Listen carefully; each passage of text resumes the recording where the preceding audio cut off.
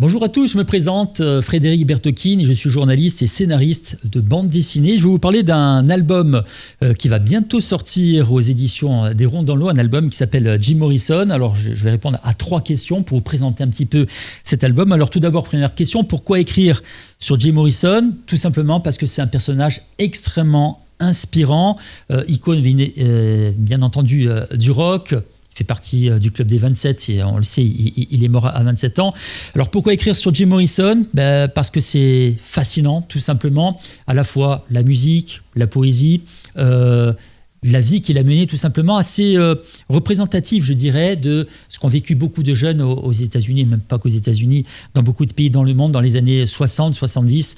Donc voilà, j'avais vraiment envie, tout simplement, ça m'a inspiré, j'avais envie de réaliser un roman graphique sur ce personnage mythique. Deuxième question, la chanson qui m'a le plus marqué. Alors toutes les chansons des Doors m'ont vraiment marqué. Ce qu'il y a d'extraordinaire dans ce groupe, c'est qu'il y a une diversité de sonorités et d'influences.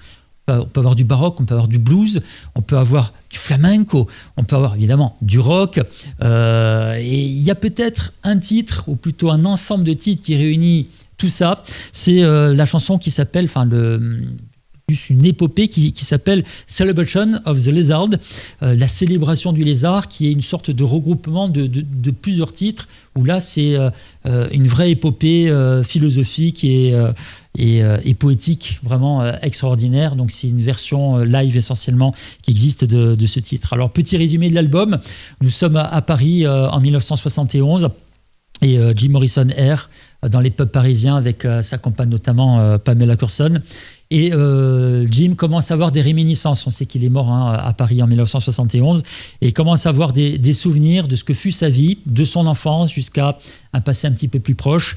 Et on essaye, en racontant cette histoire, là je me mets un peu dans la peau de Jim Morrison, c'est un peu osé je dirais, puisqu'il parle à la première personne, j'essaye de mettre vraiment dans sa tête et c'est une sorte, je dirais, de petit bilan de sa vie. Alors il ne sait pas qu'il va mourir, mais peut-être le pressent-il. Voilà. J'espère que cet album va vous plaire et que vous allez le soutenir, notamment sur Ulule. En tout cas, nous l'espérons de tout cœur, Jeff et moi-même. Donc un petit mot sur Jeff aussi quand même, qui a dessiné cet album de 120 pages, magnifique au dessin, Jeff, qui a fait les dessins et les couleurs.